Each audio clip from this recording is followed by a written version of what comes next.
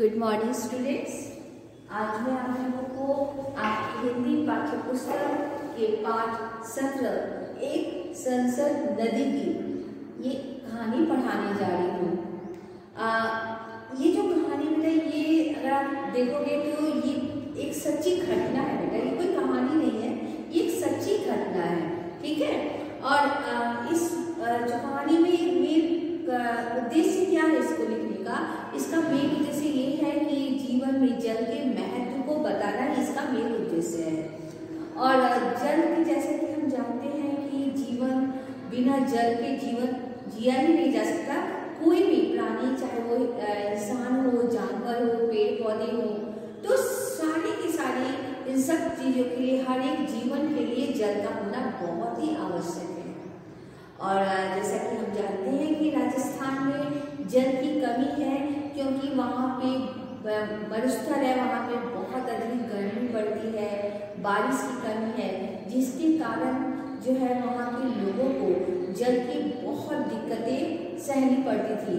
इसी कारण से जो राजेंद्र सिंह जी हैं, उन्होंने वहाँ गांव वालों के जो गांव के लोग थे, उनकी मदद से उन्होंने एक ऐसा अभियान चलाया, एक ऐसा कार्यक्रम चलाया जिसके जरिए जो वहाँ की जल की पूर्ति थी, वह उनकी जो कमी थी उसको पूरा कर सके, ठीक है। तो चलिए पहले इस कहानी को हम पढ़ते हैं। सूखी धरती में पानी लौट आया, सिर्फ पानी ही नहीं लौटा, उसके साथ लौट आई नंगे पहाड़ों पर हरियाली और जीवन में खुशहाली। बरसों से सूखी नदियां न सिर्फ सरस हो गई, बल्कि मछलियों व अन्य छोटे छोटे जल जीवों की क्रीड़ा भी शुरू हो गई।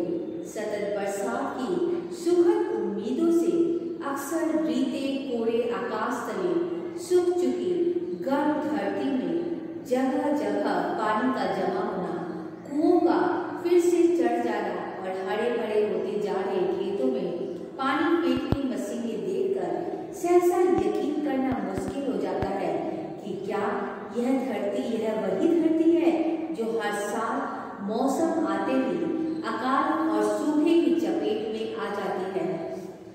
राजस्थान की धरती पर हुई यह जल क्रांति एक दो नहीं, करीब 15 सालों के कड़े संघर्ष और समाज की अथक मेहनत का नतीजा है। इस जल क्रांति को संभव बनाने में केंद्रीय भूमिका रही राजेंद्र सिंह जी की। इनके प्रयासों की सुखद और अनूठी मिसाल है वे 5 नदियां जो दशक पहले सूख गई थी, पर अब सदा मिलाप हो गई हैं।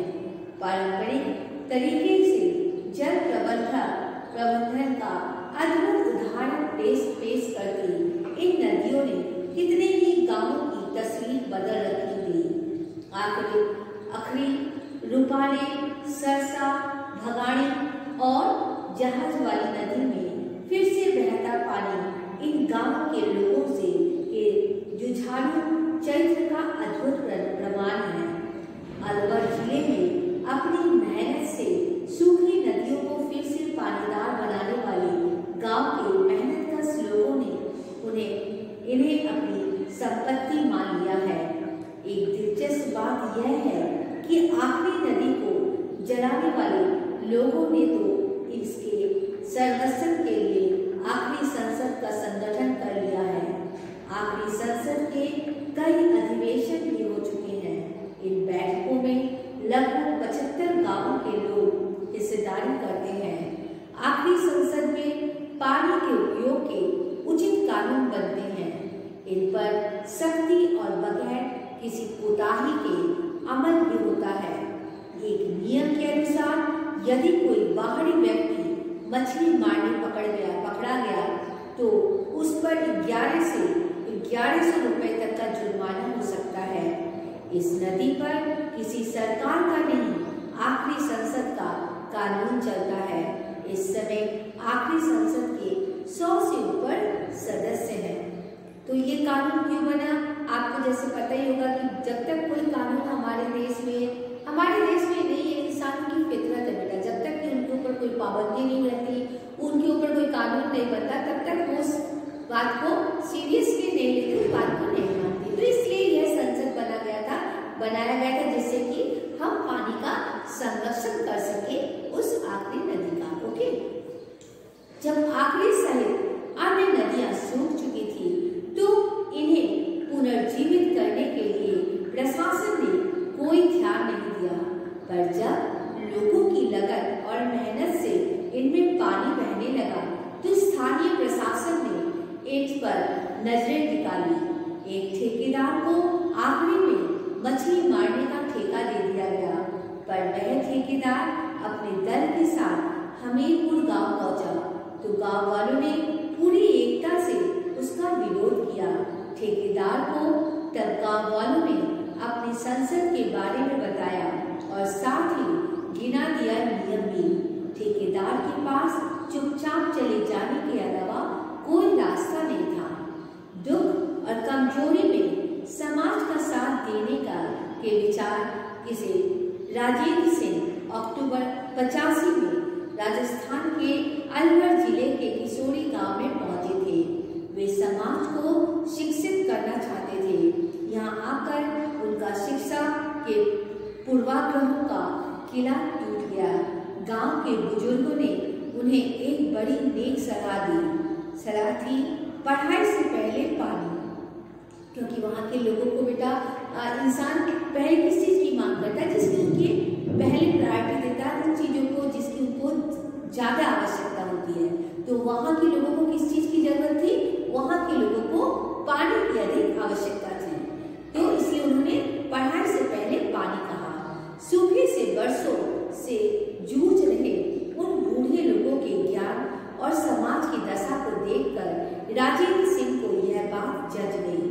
उन्हें लगा इस समाज को वाकई पढ़ाई से पहले पानी की जरूरत है। अपने साथियों के साथ तब उन्होंने पानी बचाने और बढ़ाने का काम करने का मन बना लिया। अब सवाल था कि आखिर यह सब होगा कैसे? इसके लिए राजेंद्र सिंह को किशोरी और गोपालपुरा गांव के उन्हीं पुराने और अनुभवी लोगों की मदद लेनी पड़ी। गांव के लोगों ने उन्हें पारंपरिक जल प्रबंधन की पुरानी विधियों की विस्तार से जानकारी दी।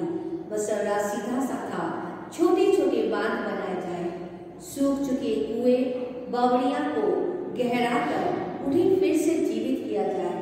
इसके साथ ही जोहड़ बनाए जाए, नदियों को जिलाया जाए इत्यादि। सीधा गणित बरसाती पानी के प्रबंधन का था। प्रबंध इस तरह से कि बारिश का पानी बहकर बेकार न हो जाए। उस पानी को छोटे छोटे बांध एनीकट बनाकर रोक लिया जाए। जैसे आप लोग ज्योग्राफी में पढ़े होंगे, रेन वाटर हार्वेस्टिंग आप साइंस में पढ़े हो ना, तो इस तरीके से रेन वाटर हार्वेस्टिंग के जरिए उस जल को क्या करते थे, वो छोटी छोटी बावड़ियों में, लेक्स में, सब में उस पानी को इकट्ठा टैंक्स में इकट्ठा करके रखते थे, जिससे कि जब पानी की बहुत दिक्कत हो उस समय उस जल को वो यूज कर सके। ठीक है, जब पानी रुकेगा तो वही धरती में समा जाएगा। इससे धरती के नीचे पानी सुरक्षित भी रहेगा और वह अंदर ही अंदर ढलान या नीचे की तरफ रिश्ता रहेगा। जब जमीन के अंदर पानी बना रहेगा और धीरे धीरे आगे या नीचे की ओर बढ़ेगा तो आसपास के कुओं का जलस्तर उठेगा। सूखी धरती को पानी मिलने से हरियाली होगी और खेती भी की जा सकेगी। बस यही था जल प्रबंधन का पूरा शास्त्र जो गांव के लोगों ने समझाया।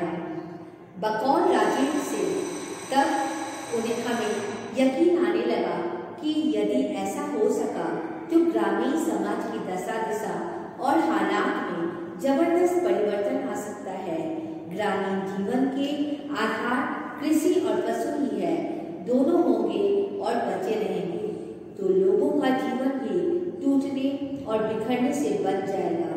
गांव के लोगों ने यह भी समझाया कि जिस समाज में रहकर काम करना है, सीखना भी वहीं से होगा, दूसरे करना भी वही होगा तो समाज चाहता है। फैसला भी समाज का और मेहनत भी। आपको सिर्फ समाज का साथ देना है, उसे परंपराओं का स्मरण कराना होगा।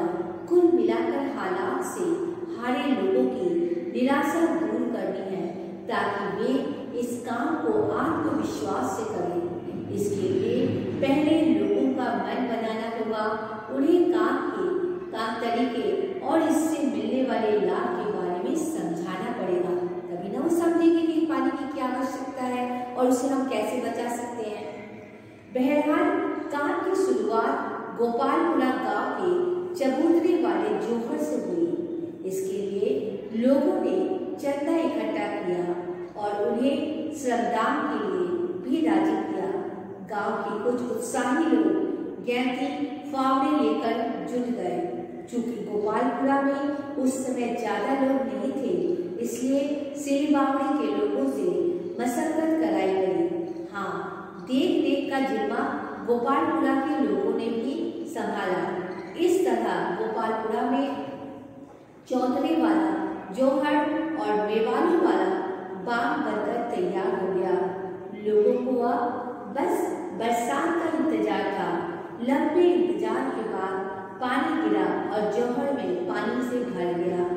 मेहनत से बनाए जौहर में पानी देखकर गांव के लोग पुलकित थे। पानी से लबालब चौधरी वाले जौहर ने लोगों का विश्वास पक्का कर दिया कि अगर इस सिलसिले को आगे बढ़ाया जाए तो सुखद परिणाम जरूर निकलेंगे।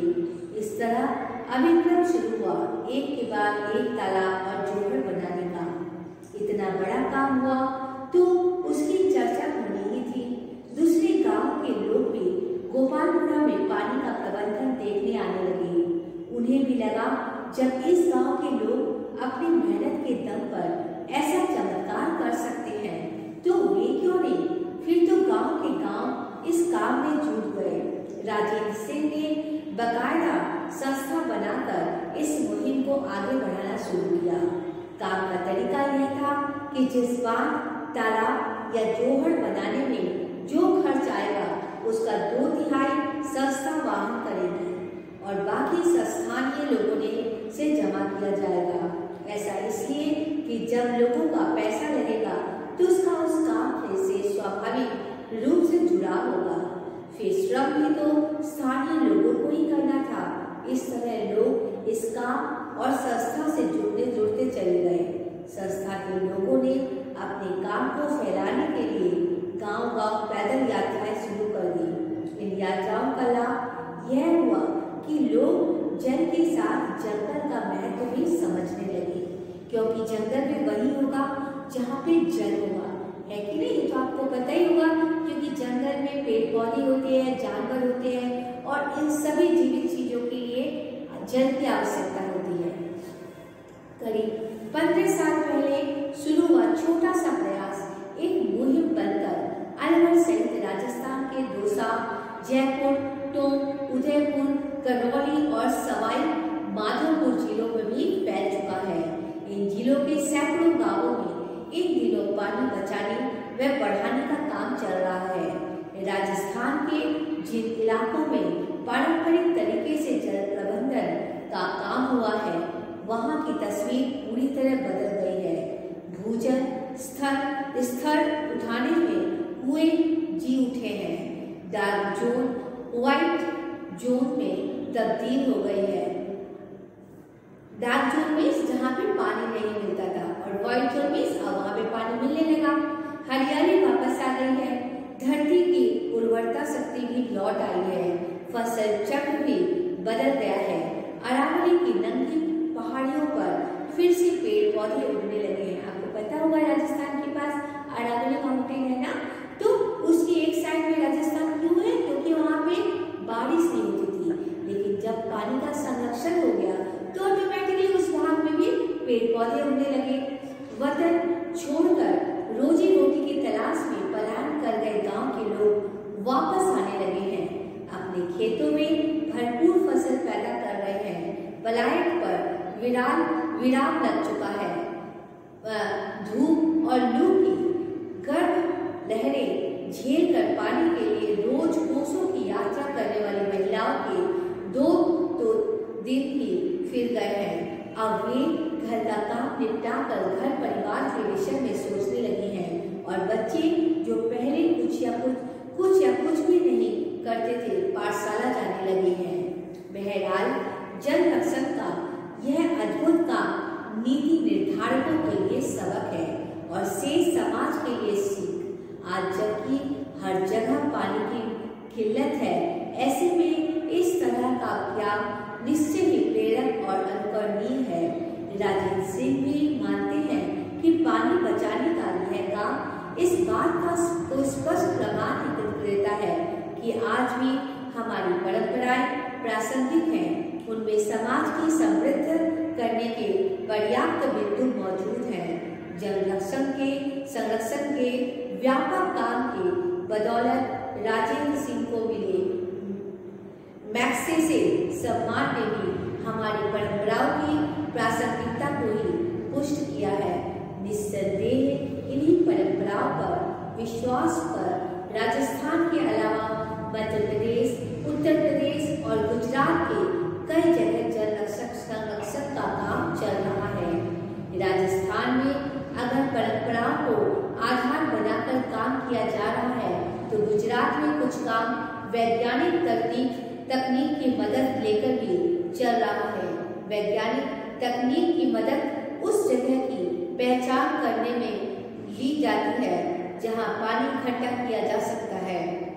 इस तकनीक का नाम है रिमोट सेंसिंग। रिमोट सेंसिंग के माध्यम से धरती के किसी हिस्से के चित्र लिए जाते हैं। इन चित्रों में धरती की आंतरिक रचना भी स्पष्ट हो जाती है, जिसे कहते हैं ना जियोलॉजी। आंतरिक रचना जानकर यह अंदाजा आसानी से लगाया जा सकता है कि अमुक जगह पानी जमा करने के लिए ठीक रहेगी या नहीं। इससे यह भी पता चल जाता है कि जमीन के भीतर पानी किस गति से रिसेगा। रिमोट सेंसिंग तकनीक पहाड़ी और पठारी इलाकों में ज्यादा कारगर है।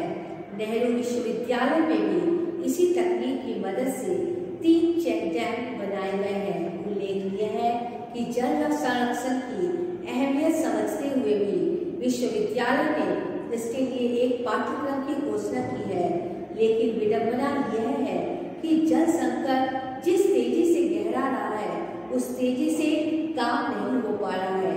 इसलिए कुदरत की अमोल देन जल को बढ़ाने के लिए हर किसी को जागरूक होकर अपने स्तर पर कुछ न कुछ करना ही होगा, क्योंकि जल ही जीवन है।